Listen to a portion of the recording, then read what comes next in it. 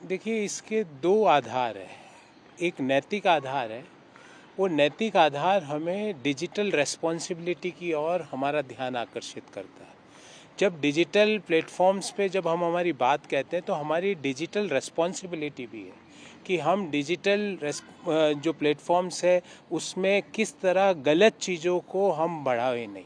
और दूसरी बात है कि वो कौन लोग हैं, वो कौन लोग हैं जिन्होंने इस क्लिप को वायरल किया।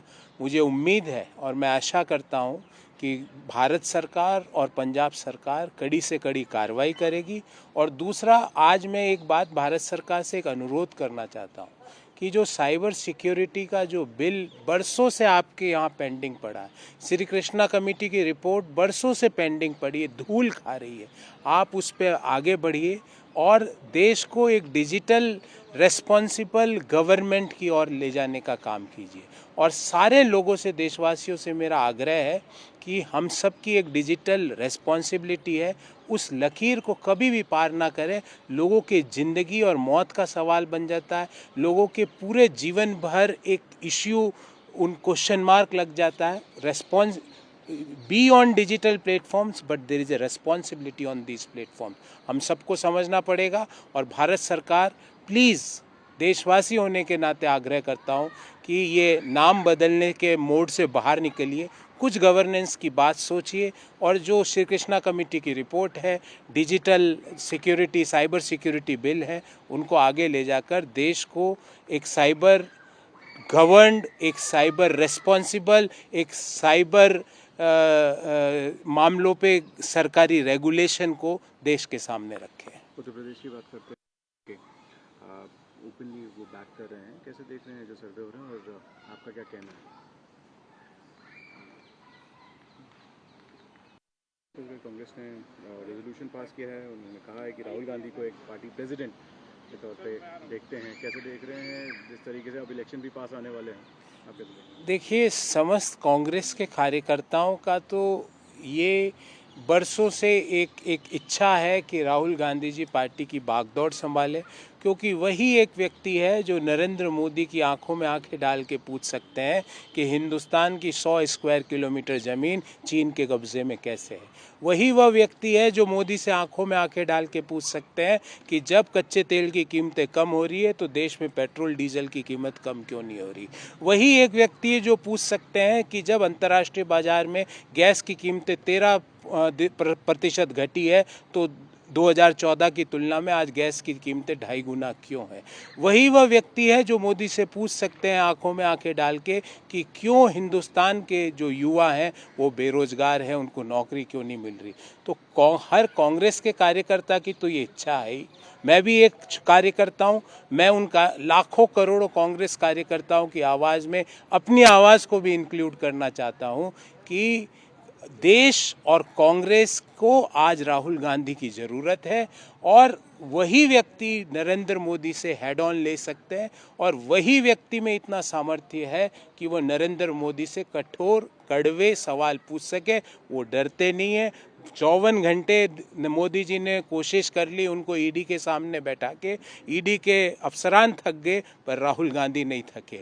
वही वह व्यक्ति है पूरी दुनिया में जो 150 दिन तक 3570 किलोमीटर सड़क पर चलने का साहस कर सकते हैं। मैं चुनौती देता हूं मोदी जी को, 35 किलोमीटर चल के दिखाए, फिर हम आगे की बात करेंगे। एनआईए की रेड्स हुई हैं पीएफआई की, इसको लेकर हाथ पे हाथ धरे हुए क्यों बैठी है?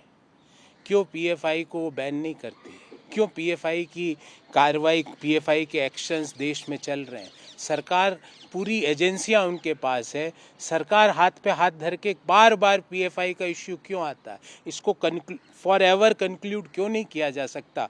जब एक ऑर्गेनाइजेशन भारत की एकता और अखंडता के लिए खतरा है तो ये इसको फॉर एवर क्यों नहीं क्लोज डाउन किया जा सकता? ये प्रश्न बताता है, ये सरकार की इसके प्रति उदासीनता बताती है कि सरकार डिवाइड एंड रूल में विश्वास करती है।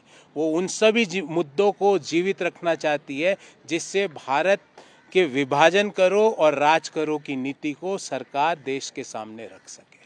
केरला के governor Arif Mohammad Khan state development को लेके उनसे डिस्कस हुआ है। गवर्नर हाउस ने बोला है कि ये एक कर्टसी कॉल रहा है कैसे देखना है? अच्छी बात है, संवैधानिक पद पर बैठे हुए व्यक्ति आरिफ साहब आरएसएस चीफ भागवत जी से मिले होंगे। उन्होंने ज़रूर एक सवाल पूछा होगा, क्योंकि जो संवैधानिक पद पर बैठा है, जो तिरंगे के नीचे बैठा है, उन्होंने आरिफ साहब ने मोहन भागवत जी से आंखों में आंखें डाल के एक सवाल ज़रूर पूछा होगा, और उस सवाल के उत्तर की देशवासी प्रतीक्षा कर रहे हैं कि मोहन भागवत जी 52 साल तक आरएसएस ने तिरंगे का अपमान क्यों किया।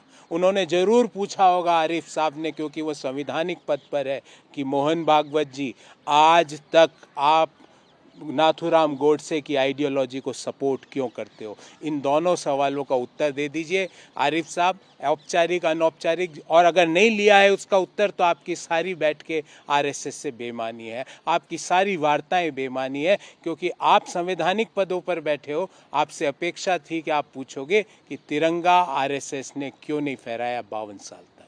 बात करते हैं शरद पवार की। शरद पवार बात करी तब काफ़ी उनके खुद के पार्टी के लोग ही उठ के चले गए। ये बता रहा है कि कैसे इस इशू लेते हैं।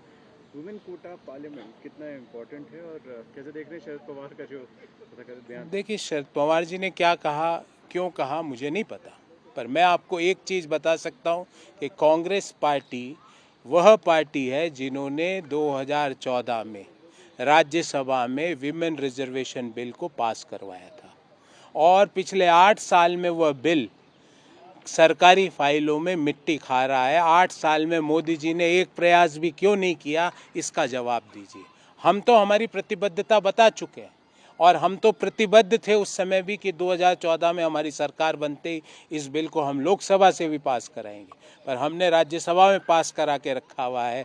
मोदी सरकार की उदासीनता है, उनकी सोच महिला विरोधी है, क्योंकि वह तो उस महिला को बेटी बचाओ बेटी पढ़ाओ का ब्रांड एम्बेसडर, एक प्रदेश संयोजिका बनाते हैं झारखंड में, जिसने अपनी घर में जो उनकी डोमेस्टिक हेल्पर थी, उस आदिवासी महिला से जो ज़मीन है, जो फर्श है, वो जीप से साफ करवाया। वो उस मानसिकता को सपोर्ट करती है भारतीय जनता पार्टी। इसलिए ये बेटी बचाओ बेटी पढ़ाओ नहीं, इनकी मानसिकता है बेटी को आधी रात को केरोसिन डाल के जलाओ।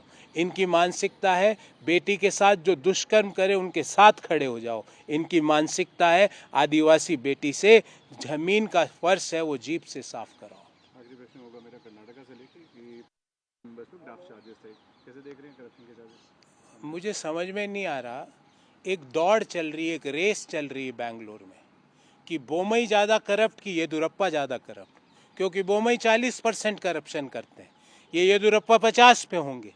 तो इस दौड़ से कर्नाटक के लोगों को मुक्ति अगले विधानसभा चुनाव में मिल जाएगी, ऐसा मैं आपको पूरी विश्वसनीयता से कह सकता हूं।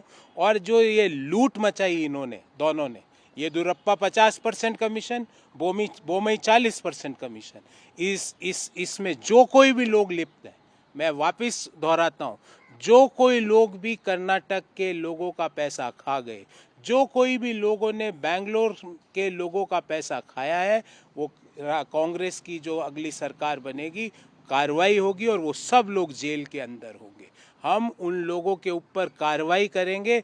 जब कर्नाटक में बेंगलोर में कॉन्ट्रैक्टर्स एसोसिएशन का प्रेसिडेंट प्रेस कॉन्फ्रेंस करके बोलता है कि बोमई सरकार जो कुछ भी करती है उसमें 40% कट लेती है, येदुरप्पा के ऊपर लोकायुक्त खुद अपने कार्रवाई का इनिशिएट कर रहा है, तो मैं विश्वास दिलाता हूं सभी कर्नाटक वासियों को कि कांग्रेस सरकार बहुत जल्द बनने वाली है, और इस 40 और 50% कमीशन की जो दौड़ चल रही है और इसमें जो भी लिप्त है उनको जेल की हवा खानी पड़ेगी।